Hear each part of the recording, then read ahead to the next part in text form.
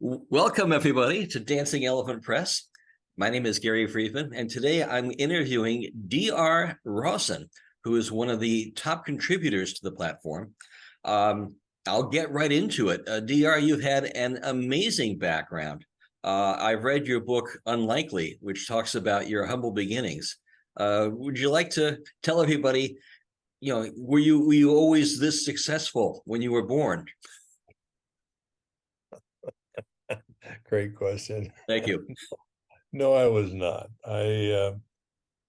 When I was a little kid, we had, I like to say, a Norman Rockwell existence, on a little ranch in Southern California, and was within a couple of short years I was homeless, and so that was a interesting existence from 9 years old until about 11 and a half. I was homeless, and that's a humbling experience, but it's also an experience that makes you a fighter.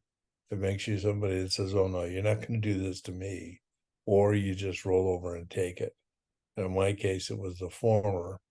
And so I have been fighting, if you will, my whole life to excel at whatever I did, wherever I was. And that's what I've done. That's pretty amazing. And now you've owned how many businesses now since? I say 27, but if you go onto my website and click on the link business, it lists quite a few more, but 27 is what I say. And probably if you look at the companies that actually succeeded, it's probably about 27, because everybody has a few stinkers, right? Which we won't talk about here. We don't talk about those. Those guys are in the past. Very good. So you've gone through this experience now. You've had both good and bad businesses. You're now retired, and now you're figuring out, okay, what's my next chapter? And you've chosen writing. How come? Because of you. Actually, you and I were in a conversation one day, and I said I was thinking about writing about me because so many people had heard my stories, and they go, geez, you should put that in a book. And so I told you about it, and you said, well, why don't you write? And I said, I'm not a writer. I went back to what college professors and high school teachers said. I'm not a writer. And you said, what the hell do you mean you're not a writer? You've written business plans, you've written thousands of emails, you've written proposals for clients all over the world. And are you kidding me? You're not a writer? And now you have all this experience to share. Yeah. Yeah. So since about October of 2021 is when I started writing, and I've written a lot since then. And the nature of your articles is always something you've learned from your experience, or something you wish you had done when you were working and raising your family, things like that. Yeah. I try and put in their life lessons. That's what most of my articles are about, is life lessons, because I feel that when you get to be this age, and I'm 77 now, but when you get to be this age, you have a responsibility to pass that knowledge on. And so what I'm trying to do is pass that knowledge on, and at the same time give a lesson. My grandfather did that for me when I was a young man and lost my parents when they were in their early 40s. My grandfather stepped up and said, look, you ever have a problem, call me and I'll give you the principle, and then you can use that to make your decision. And these And principles so, were derived from Masonic teachings. yeah, actually from Masonry and the Bible. Yeah. Always good, always good values to hang on to. So you've written a lot more than the articles and also your own autobiography. You've had a couple business related books. One which really sticks in my mind is called Meet Carlo Chapman. Can you tell us about that book and why you wrote it? Well, when I was homeless, we lived 5 miles from the Mexican border. And when my sister and I went to school, we were the only gringos. We were the only kids that were not Hispanic. In fact, they had to get some teachers in there to speak English because everybody spoke Spanish. Oh, And so I really fell in love with the Mexican people. They're just great people, sweet people. And I think that they're not really understood because of a lot of stuff that happened in the past. But anyway, so it was always frustrating to me that in all the superhero books and all that kind of stuff, there's nobody that's Hispanic. So I wanted to write about a business person who became, in effect, a superhero. And his superhero is the fact that he created the largest independent oil company and the largest charity in the world. And it's all about what he does with that. And that's super. At the end of the book, the very last line says, "A new American hero." very cool. Kind of says it all. And I think in that book, you derived a lot of your experience in the oil business, and you rolled that in as well, right? Yeah. Well, you spend as many years as I did in the oil business, you got to have some takeaways. And then, as you know, I invented that downhole oil pump. And so that was a big success. And so yeah, I got a lot of experience in the oil business internationally. And in your autobiography, Unlikely, which I refuse to plug here, you told a story about when you were flying overseas in the Mideast, and something happened to your flight as you were leaving. Could you Tell share you that story with us? when it was hijacked. That's the one. Yes. Tell us about that. It's been a week in Saudi Arabia, then a week in Kuwait, and I was ready to leave Kuwait, and I had a meeting scheduled with the president of the UAE at the time, and that was my next stop on my journey. And as I was getting on the plane, in those days we loaded from the tarmac, so there was just the stairway going up to the doors. So I was on that, and I was just like 2.5 feet from going in the plane, and this big Mercedes stretch limo comes up, and they're honking the horn and yelling out the side of the window, "Dr. Rawson, Dr. Rawson." And so I waved my hand at them, and they knew where I was, and they stopped the car. They all jumped out. The guy who was my client was in the back seat.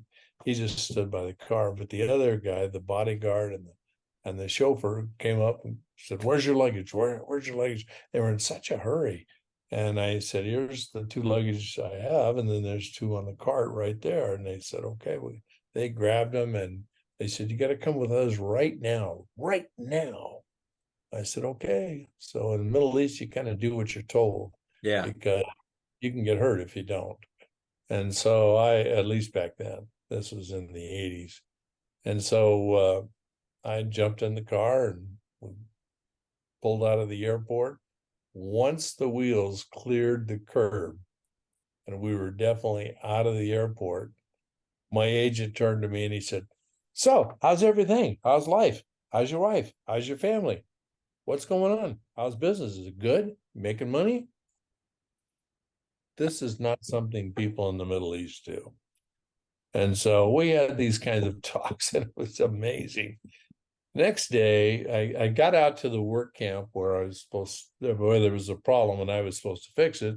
And they said, "Oh, we've already taken care of that." I said, "Great. So I got to spend another night out here?" "Yep. But the good news is you get the Prince's tent." The Prince's tent had all kinds of, it was kind of like that series, the one where he did the snakes. I don't know if you remember that, Indiana Indiana Jones. Jones. Yeah, and he did the snakes. He says, "Snakes, why did it have to be snakes?" Right. Well, there was a few shots where he was in the tent and they had all kinds of gold stuff and chairs well, that's what the Prince's tent was like. But it was still 120 degrees in the tent. So it was not that great. Anyway, came in the next morning. They dropped me off at the Hyatt Regency. I got into my room and I called my wife. I said, "Hey, how's it going?" And she said, "Oh, thank God you're alive." I said, "What are you talking about?"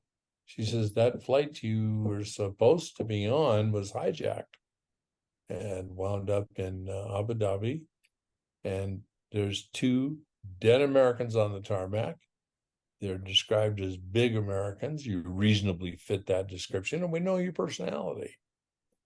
Your kids all think you're dead. They're watching TV right now, all talking about what are they going to do since dad's dead. Oh, great. Uh, I spent 2 hours trying to convince my children I was alive. And so that was a great thing. And then I still had another 3 weeks to go on the trip that I was on. It was a 6-week trip around the world. And so I still had another 3 weeks to go and places to stop at, countries, people to see. And So it didn't stop you from continuing your mission.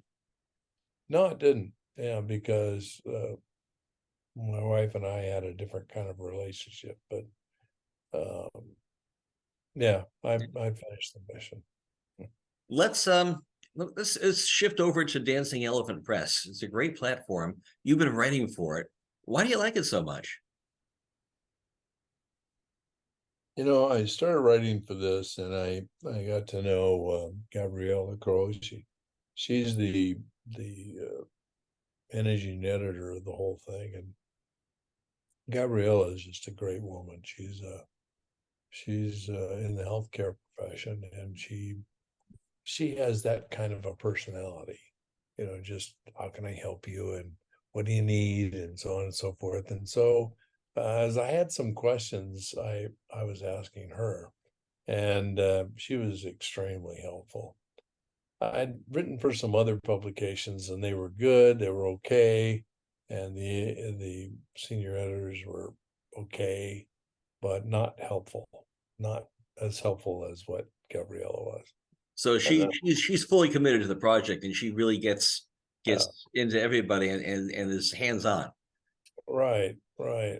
And then she asked me to be an editor last year, and I was an editor for a period of time, and my health deteriorated to a point where I had to quit for a while. I've just recently gone back as of the first of the month.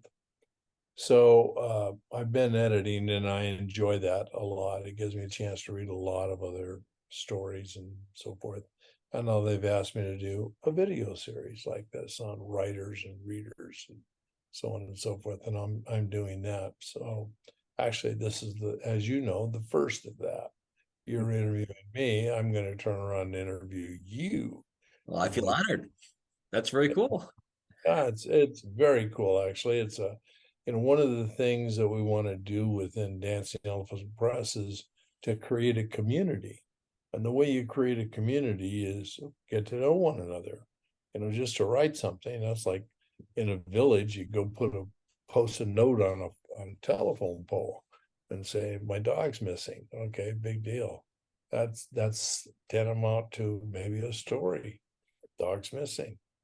But when you get to a video, when you can talk to people and say, hey, I've done this, and I know this, and this is why I write, and this is who I am. Now, when I read your story that you've written, I have a connection with you. And that's huge. That connection is what we're trying to build. Right. And now that people know about you, now's a good time to tell everyone, where can they read the works that you've written? Well, they just go out to Medium DR Rawson, just go to the search bar and type in DR Rawson, and it'll come up. I am the only DR Rawson, so it makes it pretty easy. Okay. And plus you have your books listed on Amazon, right? I have my books listed on Amazon, and then if you want to email me, it's possibilist at drrawson.com. Now, as for our last question, I'm going to ask you to explain that title, possibilist. What does that mean? Well, when I was in my 20s, I was doing some work with some companies. I owned a business that was an overhead lifting equipment company. I bought it when I was 23. And I'd be talking to these guys, and most of them were older because I was in my early 20s. And they'd be saying, well, you can't do this and you can't get here and you can't accomplish this and you can't. And I said, geez, man, there's more possibilities than that. What are you talking about? And I'd start laying out all these possibilities and combinations and things that they could do. And they would say, really? What are you, some kind of possibilist? That's how it came about. Cool. And I see that we're out of time now, so very cool. Dr. Rawson, thank you very much for what you write and for sharing your experiences and for talking with me today. You're welcome.